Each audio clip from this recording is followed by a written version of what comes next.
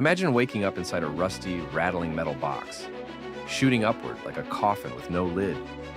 You can't see anything. You can't remember anything. Not your name, not your face, not even how you got here.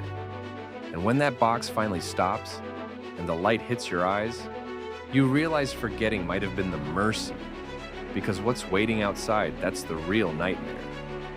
Now, before I tell you what happens next, if you're new here, smash that subscribe button and hit the bell, because every week we break down movies so you don't have to. Drop a like if you love plot breakdowns and let me know in the comments.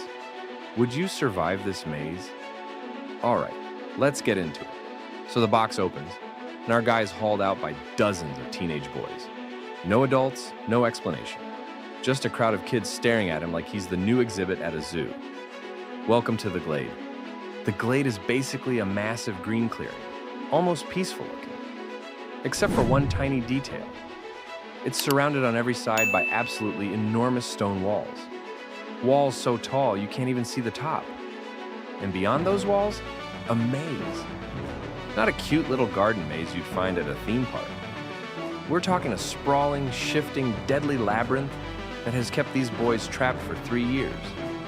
The leader here is a guy named Albie, the very first boy who ever arrived.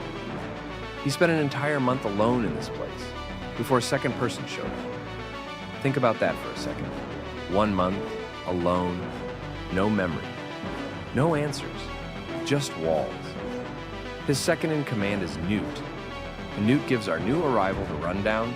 Every month, that elevator sends up a new boy and fresh supplies. Nobody remembers who they are or how they got here. The only rule that matters: do not go into the maze. See, the Glade has a system.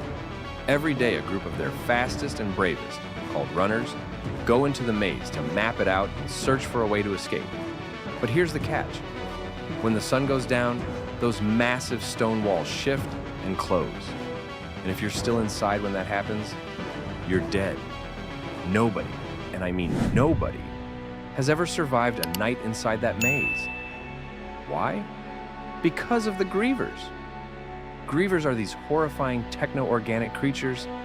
Imagine a giant spider merged with industrial machinery, covered in slime, equipped with mechanical stingers. They own the maze at night, and getting stung by one? It doesn't just hurt. It infects you, drives you insane, makes you violent, and there's no cure. Now, our new arrival still can't remember his name, but something about him is different. While everyone else accepted the rules and fell in line, this guy immediately tries to run into the maze. A boy named Glade, and remember this name because he becomes a problem, physically stops him. Then, during a scuffle with Glade, something clicks, a flash of memory. And just like that, he remembers his name is Thomas. But before Thomas can even settle in, things go sideways. A runner named Ben, who got stung by a Griever, completely loses it and attacks Thomas. Ben's eyes are wild, his veins are dark, and he's screaming that Thomas did this to them, that it's all his fault. Now, the infection from a Griever sting is basically a death sentence, and it's contagious. So the boys have no choice. They force Ben into the maze at nightfall. They call it being banished, and it's exactly as brutal as it sounds. They're sending him to die. After Ben's banishment, the lead runner Minho and Albie head into the maze to retrace Ben's steps, hoping to learn something useful. But they stay out too long. Albie gets stung, and as the sun starts dropping, Minho appears at the entrance, dragging Albie's body, desperately trying to make it back in time. They're not going to make it. The walls are closing. Every single boy in the Glade knows the rule: you do not go in after dark. But Thomas? Thomas does the one thing nobody has ever done. He runs straight into the closing walls, and now all 3 of them are trapped inside the maze. At night, with the Grievers. What follows is one of the most intense sequences in the film. Thomas dragging Albie, dodging shifting walls, running from Grievers in near total darkness. And then Thomas does the impossible. He kills a Griever.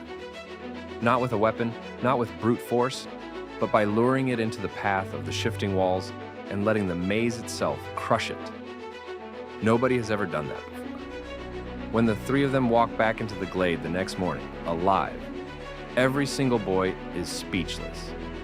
Thomas just rewrote everything they thought they knew.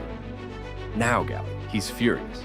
He's convinced that Thomas just painted a target on all of them, that the peace between the Gladers and the Grievers is broken. But Newt overrules him and promotes Thomas to a runner. Thomas and Minho go back to the dead Griever, and inside its corpse they find something interesting. A small, blinking mechanical device. It's numbered, and it corresponds to a specific section of the maze. This is the first real clue any of them have found in 3 years. And then, something happens that breaks every pattern they've known. The elevator comes up again, off schedule, and inside is a girl. The first girl ever sent to the Glade. Her name is Teresa, and she's clutching a note that reads, "She's the last one, ever." Oh, and she has 2 syringes filled with a mystery substance. And she apparently recognizes Thomas. Thomas doesn't remember her, but something about her feels familiar. They use one of the syringes on Albie, and slowly, he starts to recover from the Griever sting. But as his memories come back, he doesn't look relieved. He looks terrified. He grabs Thomas and says something chilling. "I remember you. You were their favorite." And then, none of us are getting out of here alive. Teresa starts sharing her dreams with Thomas. And here's where it gets eerie. They have the exact same dreams. Except they're not dreams, they're memories. Both of them remember being underwater, some kind of medical procedure being performed on them, and a woman's voice in the background repeating the phrase, "Wicked is good." Meanwhile, Minho reveals something devastating. He's built an entire scale model of the maze from years of running it, and he tells Thomas the brutal truth. He's explored every inch. There is no way out. The maze is designed to keep them in. But that device from the Griever, it might change everything. Thomas and Minho head back into the maze one more time, and they actually discover what looks like an escape route. But getting back to the Glade nearly costs them their lives. That night, the thing every Glader has feared most finally happens. The walls don't close. For 3 years, those walls have closed every single night like clockwork. Tonight, they stay wide open. And from deep inside the maze, the Grievers come flooding in. It's absolute carnage. Boys are snatched, dragged screaming into the darkness. Albie, the first boy, their leader, is taken. The Grievers don't stop until they've claimed enough victims, and then they retreat back into the maze like it was all choreographed. In the aftermath of the attack, Thomas does something insane. He takes a severed Griever stinger and stabs himself with it. On purpose. He lets the venom flood his system because he knows it triggers memories. Teresa uses the second syringe to cure him before it's too late. And when Thomas comes to, he remembers everything. He and Teresa were part of the organization that built this maze. They were part of Wicked. All of this. The Glade, the maze, the Grievers, the memory wipes. It was all a test. It started when they were children. Small puzzles, cognitive tests, measuring their responses. And then one day, boys started disappearing. First Albie, then the others. They were being sent into the maze one by one. Thomas wasn't just another subject. He helped design this. When Thomas reveals the truth, Gally snaps. He wants to tie Thomas and Teresa up, maybe even kill them. But the rest of the Gladers rally behind Thomas. They're done waiting. They're done being lab rats. Thomas leads the group through the maze, following the escape route he and Minho found. They fight through Grievers, losing people along the way until they finally break through into what's on the other side. And what they find, it's not freedom, it's a lab, a cold, sterile lab. Dead scientists are slumped everywhere, bullet holes in the walls, blood on the floors, and there's a video recording playing. A woman named Ava Page. from an organization called WICKED, World Catastrophe Kill Zone Department, explains everything. The world outside is destroyed. Massive solar flares scorched the planet, and what followed was a pandemic, a virus called the flare that attacks the human brain. The maze was an experiment to study why these kids are immune. Their brains are different.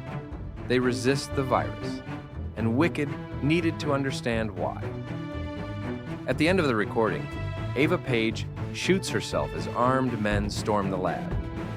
And then, just when you think it's over, Gally stumbles through a door. He followed them. He's been stung, he's delirious, his veins are black, and he's holding a gun. He screams that they should never have left. And he fires straight at Thomas. But a boy named Chuck, the youngest, the most innocent kid in the Glade, the one Thomas swore to protect, throws himself in front of the bullet. Chuck dies in Thomas's arms. Minho reacts instantly, hurling a spear that takes Gally down.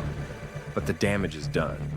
Armed soldiers burst in, drag the surviving Gladers outside, shove them into a helicopter. Thomas fights them, still holding Chuck. But there's no stopping what comes next. As the helicopter lifts off, the camera pulls back, and we finally see the truth. The maze? It's sitting in the middle of a scorched, endless desert. The world outside those walls is a wasteland. And then, the final gut punch. The scientists in the lab? They're not dead. Ava Page is alive. The recording, the bodies, it was all staged. The maze trials were a complete success. It's time now to begin phase 2. Thomas didn't escape anything. He just graduated to a bigger cage. And that is The Maze Runner, a movie that starts as a mystery and ends as a conspiracy. These kids were never lost. They were always exactly where WICKED wanted them. The question isn't whether they can escape, it's whether escape was ever even an option. If you enjoyed this breakdown, hit that like button. It really helps the channel. Subscribe if you haven't already, and drop a comment telling me, what would you have done? Would you have run into that maze like Thomas? Or would you have stayed in the Glade? Let me know. I'll see you in the next one.